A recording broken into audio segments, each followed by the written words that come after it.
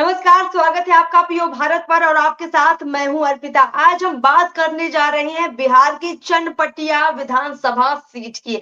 ये सीट बहुत ज्यादा दिलचस्प है क्योंकि मनीष कश्यप, जी हाँ, इस सीट से मनीष कश्यप का नाता जुड़ा हुआ है।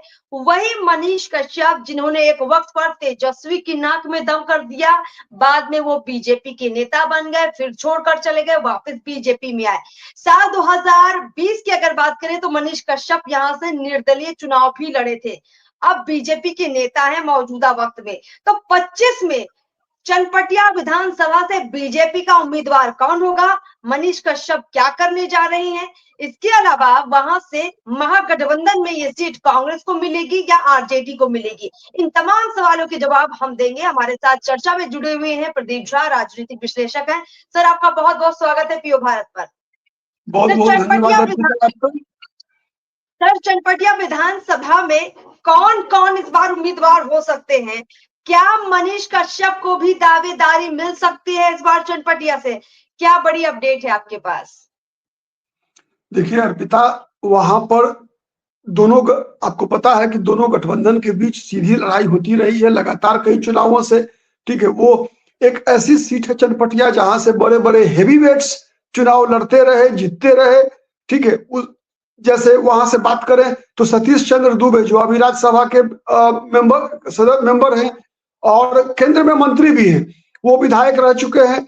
बिहार में स्वास्थ्य मंत्री के रूप में अब तक सबसे सफलतम मंत्री रहे चंद्रमोहन राय, वहां से विधानसभा चुनाव जीत चुके हैं।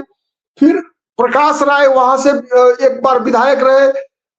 उसके बाद वर्तमान में वहां पर बीजेपी के उमाकांत सिंह वहां से विधानसभा का चुनाव पिछली बार जो है वो 13,469 वोट से उन्होंने अभिषेक रंजन, कांग्रेस जो महागठबंधन से कांग्रेस को वो सीट मिला था चनपटिया लड़ने के लिए, तो अभिषेक रंजन जो कि कलवार जाति के रहे हैं वो चुनाव लड़े थे और 13,469 वोट से उमाकांत सिंह ने, बीजेपी के उमाकांत सिंह जो कि भूमिहार जाति से ही हैं, उन्होंने हराया था। लेकिन तीसरा भी एक उम्मीदवार था पिछली बार विधानसभा चुनाव में जो कि तीसरे नंबर पे रहा था, वो नाम है मनीष कश्यप का। आपको पता है कि एक बड़ा यूट्यूबर के रूप में मनीष कश्यप जो है की लोकप्रियता काफी अच्छी रही है। मनीष कश्यप भी भूमिहार जाति से ही आते हैं और उनको पिछली बार 9,239 वोट मिला था। ठीक है, और तीसरे नंबर पे रहे थे। इस बार जिस प्रकार की स्थिति बन रही है उसमें मनीष कश्यप का भारतीय जनता पार्टी से चुनाव लड़ना लगभग तय माना जा रहा है अर्पिता। भारतीय जनता पार्टी से मनीष कश्यप का चुनाव लड़ना तय माना जा रहा है। ठीक है, अगर ऐसा कुछ नहीं हुआ, प्रदीप जी, ये बहुत बड़ी खबर है क्योंकि टिकट की बात करें तो लोकसभा चुनाव में कहीं ना कहीं मनीष कश्यप बीजेपी से टिकट की उम्मीद कर रहे थे, लेकिन किसी कारण से उनको टिकट नहीं दिया गया। अब 2025 में आप कह रहे हैं कि बीजेपी तैयारी में है, मनीष कश्यप को टिकट देगी, यानी एक मजबूत दावेदार बीजेपी को मिला है। क्या लगता है आपको, मनीष कश्यप बीजेपी के एक ऐसे कैंडिडेट हैं जिनको जिताऊ कैंडिडेट के तौर पर देखा जा सकता है? क्या मनीष कश्यप के अलावा बीजेपी में कोई और दूसरा नाम चल रहा है या फाइनल लगभग है कि मनीष कश्यप को ही टिकट मिलेगा?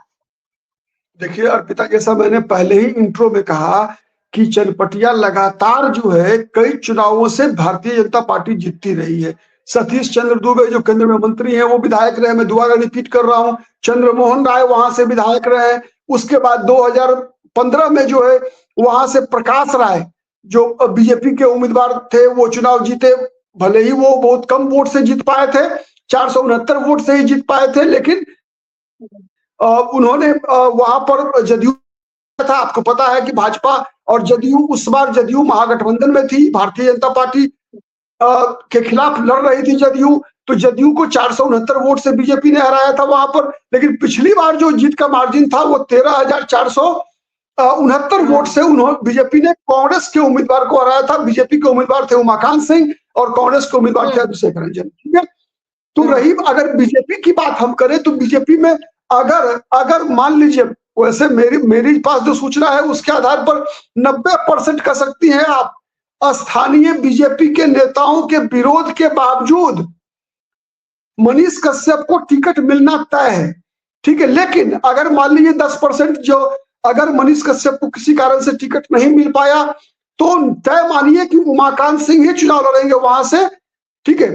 तो इस बात की पूरी संभावना है, ठीक है। रही बात महागठबंधन की, विरोध में, बिल्कुल विरोध में कौन खड़ा होगा? अगर मनीष कश्यप दावेदार होंगे तब महागठबंधन की तरफ से उनको कौन मुकाबला देगा?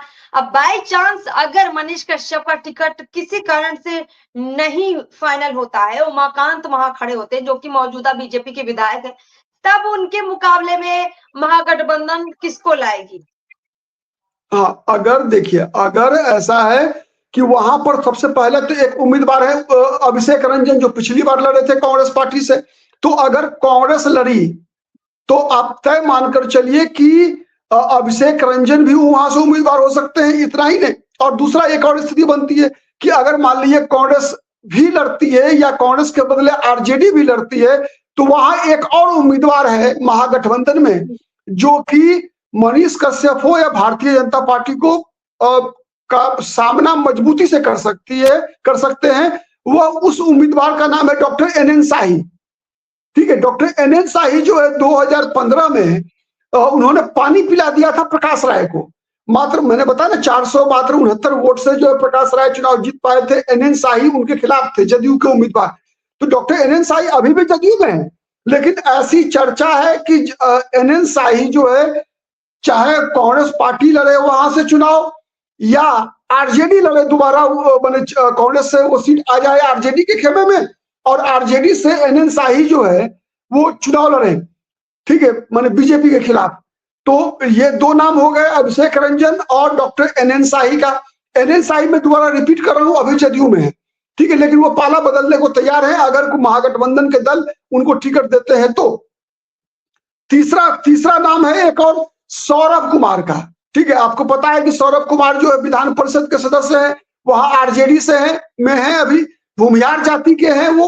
आपको याद होगा कि तेज प्रताप यादव और सौरभ शर्मा, ठीक है, का विवाद जो है, आपको याद होगा कि काफी मीडिया में एक समय में जो है काफी ये चर्चा छाया हुआ था मामला।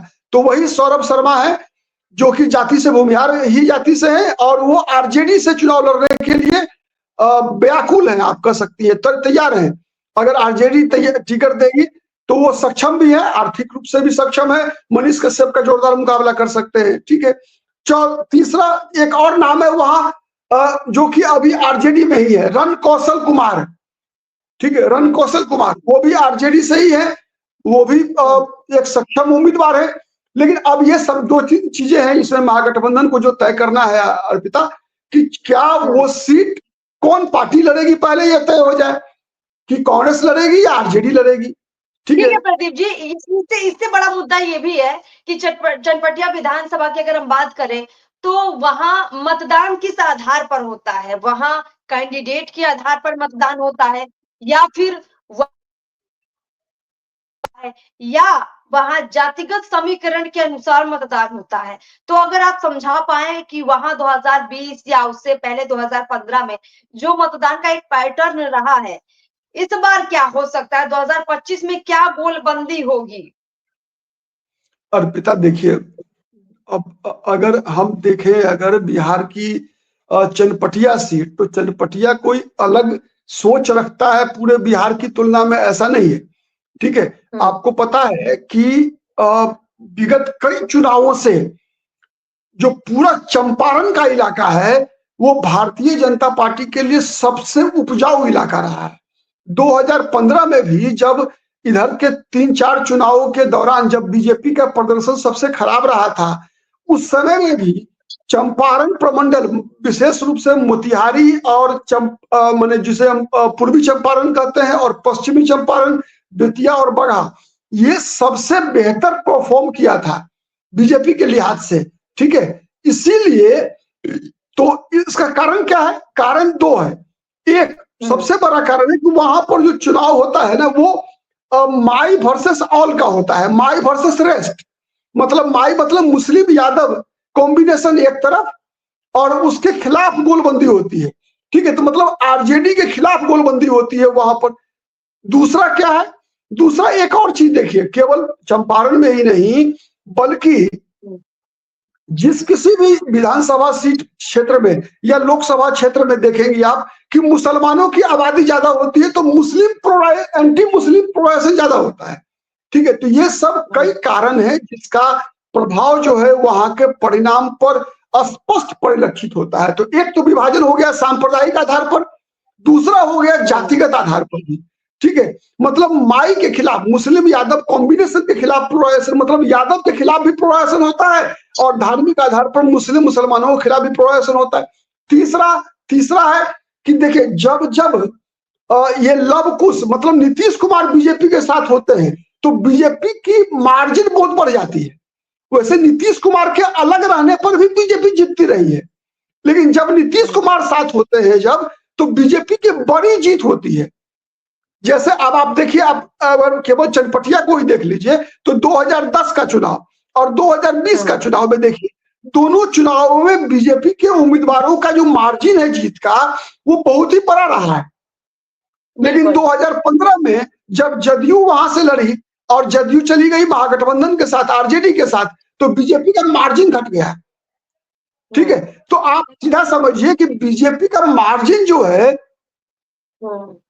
जब जदयू साथ में रहती है तो बढ़ जाता है। तो इसीलिए बीजेपी के लिए मुझे लगता है वो सुरक्षित सीट है।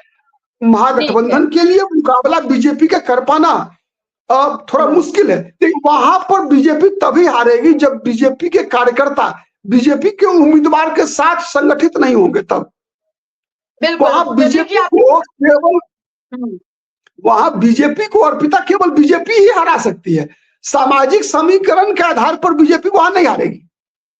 बिल्कुल, क्योंकि वहां स्पष्ट कर दिया है कि चनपटिया विधानसभा का जो समीकरण है, पहली बात ये कि बीजेपी वहां बहुत मजबूत रही है। दूसरी बात ये कि कैंडिडेट बीजेपी वहां किसी को भी लेकर आती है, लेकिन वहां जिस तरीके की गोलबंदी होती है बीजेपी के पक्ष में ही अक्सर आसार होते हैं कि वहां परिणाम आएंगे। और इस बार भी बीजेपी अगर मनीष कश्यप को देती है निश्चित रूप से तब भी बीजेपी मजबूत है। अगर बीजेपी किसी और को भी मान लीजिए टिकट देती है तब भी बीजेपी मजबूत नजर आती है। चलिए प्रदीप जी, बहुत बहुत शुक्रिया आपका, आपने स्पष्ट कर दिया कि चनपटिया का जो मुकाबला है काफी कड़ा होने वाला है और कहीं ना कहीं 19-20 के खेल में अभी 20 बीजेपी ही नजर आ रही है। देखते हैं कि महागठबंधन की तरफ से क्या ऐसा दांव चला जाए जो बीजेपी को मुश्किल में इस सीट पर डाल सकता है। फिलहाल इस चर्चा को हम लोग यहीं समाप्त करते हैं, फिर जानेंगे कि इस सीट पर आगे क्या होगा।